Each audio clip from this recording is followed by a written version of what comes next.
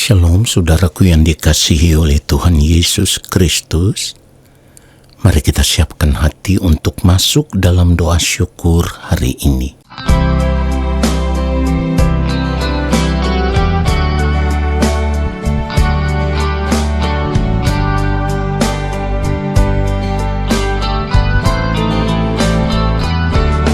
Dengan apakah seorang muda mempertahankan kelakuannya bersih dengan menjaganya sesuai dengan firman-Mu?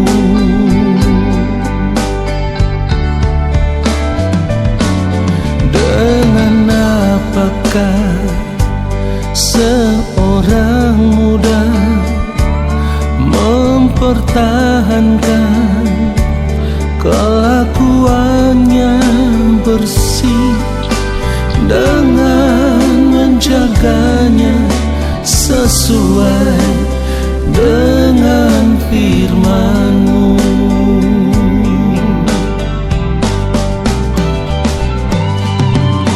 Dalam hatiku aku menyimpan janji-Mu, supaya aku jangan berdosa terhadap Engkau.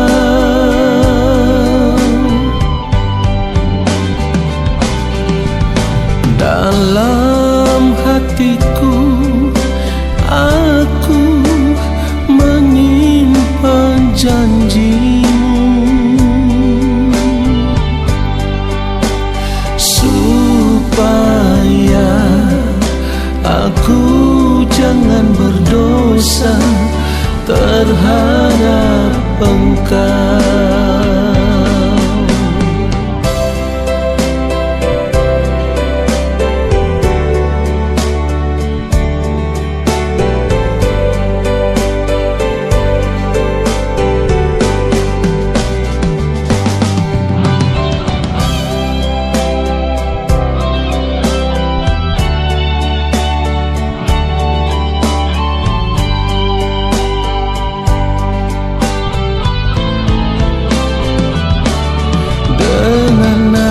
Apakah seorang muda mempertahankan kelakuannya bersih dengan menjaganya sesuai dengan firman-Mu?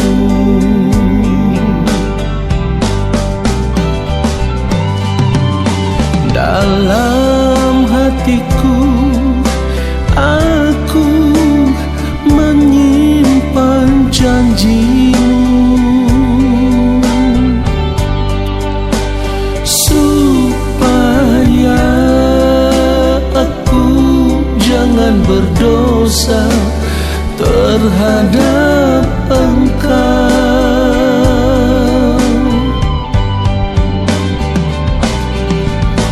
Dalam hatiku aku menyimpan janji-Mu,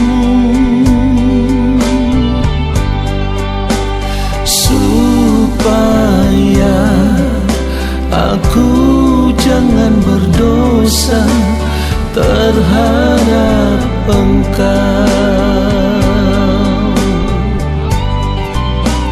Supaya aku jangan berdosa terhadap Engkau. Mari kita berdoa. Bapa yang Maha Kudus, Allah yang Maha Mulia, kami mau duduk diam di hadirat-Mu, menanti-nantikan menantikan Engkau ya Allah, menanti-nantikan lawatan-Mu. Kami rindu Engkau menjamah setiap kami pribadi lepas pribadi. Bahkan kami membuka hati untuk diisi dengan kebenaran firman-Mu. Roh Kudus Tuhan, ajar kami mengerti setiap kebenaran firman yang kami dengar. Lalu kami mau berjuang untuk hidup seturut dengan firman-Mu ya Tuhan di sepanjang umur hidup kami. Di dalam nama Tuhan Yesus Kristus kami berdoa dan kami siapkan hati untuk menerima firman Tuhan saat ini. Amin. Saudara yang dikasihi oleh Tuhan Yesus Kristus, tidak ada orang yang lebih berbahagia dari setiap orang yang dosanya ditutupi atau diampuni. Ya, firman Tuhan katakan di dalam Mazmur 32, berbahagialah orang yang diampuni pelanggarannya, yang dosanya ditutupi. Artinya, yang dosanya tidak diingat lagi oleh Tuhan. Lalu kalau kita membaca di dalam Mazmur 32 ini, ayat yang kedua, dikatakan berbahagialah manusia yang kesalahannya tidak diperhitungkan Tuhan dan yang tidak berjiwa penipu. Saudara perhatikan ini.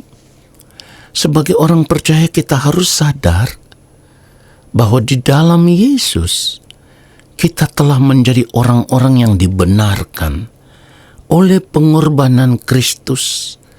Kita dibenarkan di hadapan Allah Bapa di sorga.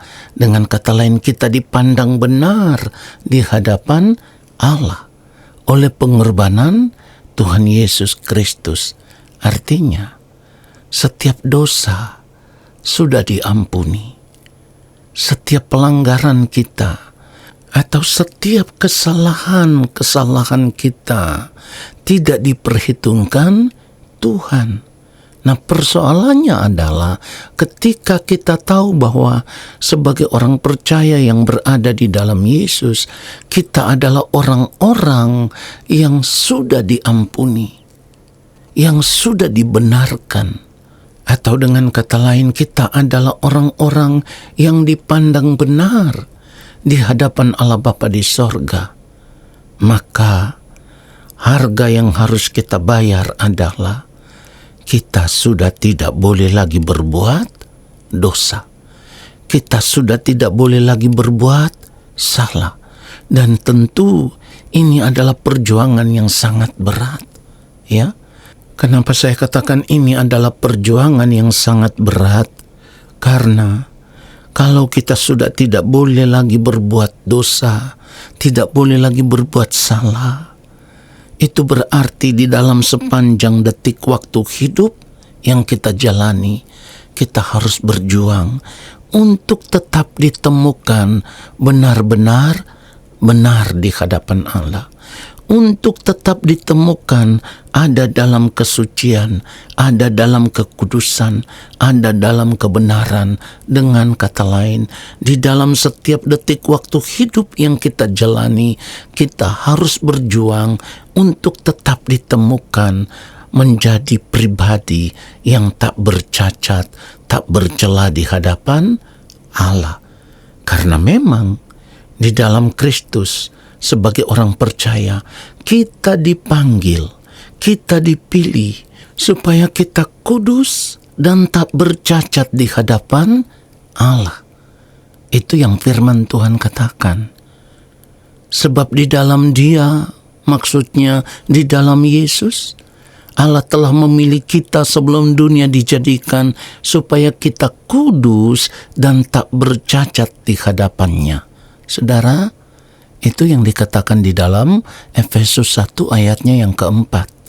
Jadi, kalau kita tahu panggilan hidup kita adalah kita harus menjadi pribadi yang tak bercacat di hadapan Allah, maka kita tidak punya pilihan yang lain. Pilihan kita hanya satu, hidup kudus, hidup suci, hidup bersih, sebersih-bersihnya di sepanjang umur hidup kita, sejak kita ada di dunia ini sampai kita menutup mata. Kehidupan kita harus ditemukan tak bercacat di hadapan Allah. Dan ini wajib. Saya harus katakan ini wajib. Kenapa? Karena pada akhirnya ketika waktu Tuhan tiba, kita semua harus berdiri di hadapan pengadilan Kristus untuk mempertanggungjawabkan segala sesuatu yang kita lakukan selama kita hidup di dunia ini. Dan tidak ada seorang pun yang bisa menghindari pengadilan Tuhan. Seharusnya ketika kita disadarkan dengan kebenaran firman Tuhan ini, kita gentar di hadapan Tuhan. Kenapa kita harus gentar di hadapan Tuhan? Karena hanya orang-orang yang hidupnya tak bercacat celah di hadapan Allah yang akan diterima di dalam kerajaan Allah. Itulah kenapa saya katakan seharusnya kita gentar di hadapan Tuhan. Seharusnya kita serius memeriksa hidup kita saat ini. Kalau kita tahu hanya orang-orang yang hidupnya ditemukan tak bercacat di hadapan Allah yang akan diterima di dalam kerajaan Allah. Kita harus serius memeriksa hidup kita, saudaraku. Apakah saat ini hidup kita sudah benar-benar bersih? Sudah benar-benar tak bercacat, tak bercela di hadapan Allah? Atau ternyata kita masih tetap hidup di dalam dosa? Kita masih tetap berbuat salah dan kita tidak mau menyadari semua perbuatan-perbuatan kita yang salah itu.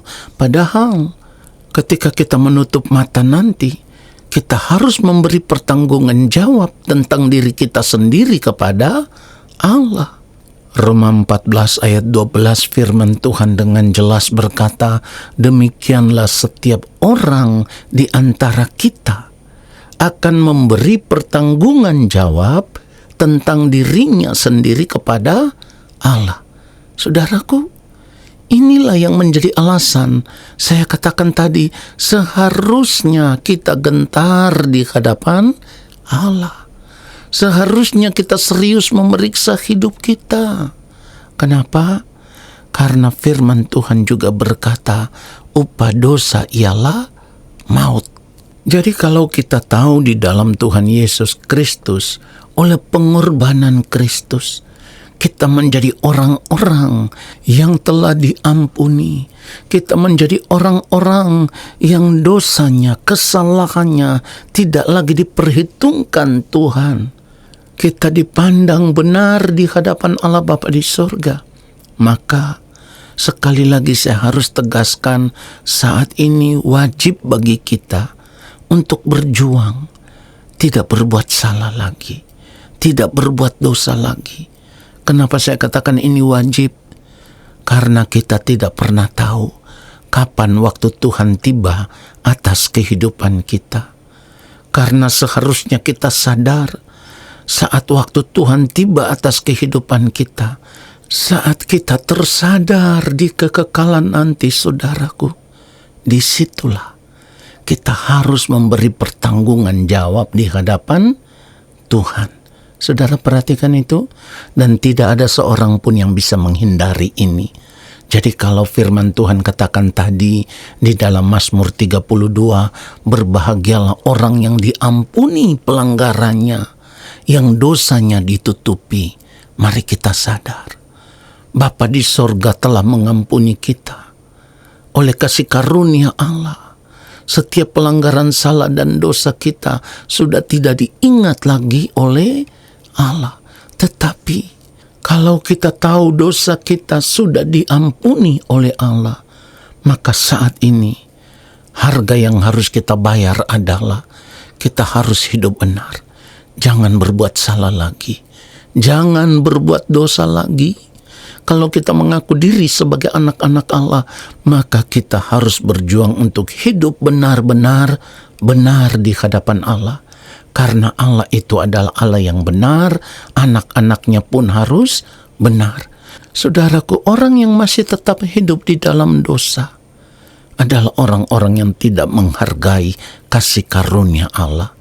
Orang yang masih tetap hidup di dalam dosa bukan berasal dari Allah. Firman Tuhan mengatakan akan hal itu, saudaraku. Saya ulang sekali lagi, orang yang masih tetap hidup berbuat dosa bukan berasal dari Allah. Firman Tuhan mengatakan akan hal itu. Kalau kita melihat 1 Yohanes 3 ayat 9, pada bagian pertama dikatakan, setiap orang yang lahir dari Allah tidak berbuat dosa lagi. Saudara perhatikan itu. Sebagai orang percaya kita harus sadar oleh pengorbanan Kristus, oleh kebangkitan Kristus dari antara orang mati, kita menjadi orang-orang yang telah dilahirkan kembali oleh Allah.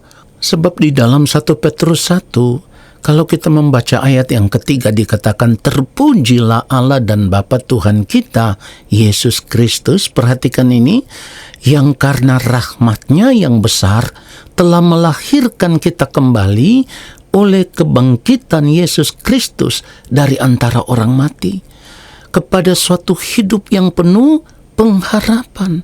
Jadi jangan berbuat salah lagi, jangan berbuat dosa lagi. Saudara dengar ini, firman Tuhan katakan barang siapa yang tetap berbuat dosa berasal dari iblis. Biarlah kebenaran firman Tuhan ini menyadarkan kita. Amin. Mari kita berdoa. Terima kasih Bapa yang mulia. Kami bersyukur untuk firman-Mu yang menyadarkan kami. Keberadaan kami sebagai orang-orang yang telah diampuni dari segala pelanggaran salah dan dosa. Kami mau hidup benar di hadapan Bapa sampai kami menutup mata. Terima kasih untuk firman-Mu ya Bapa. Saat ini kami percaya Engkau akan memberkati kami. Turunlah atas kehidupan kami segala berkat kasih karunia dari Allah Bapa di sorga, rahmat cinta kasih yang berlimpah-limpah dari Tuhan Yesus Kristus, di dalam persekutuan yang manis dengan Roh Allah yang kudus, menyertai langkah hidup kami dan memberkati kami, sekarang dan sampai selama-lamanya. Amin. Saudara, terima kasih sudah mengikuti doa syukur hari ini. Tuhan Yesus memberkati kita semua. Shalom.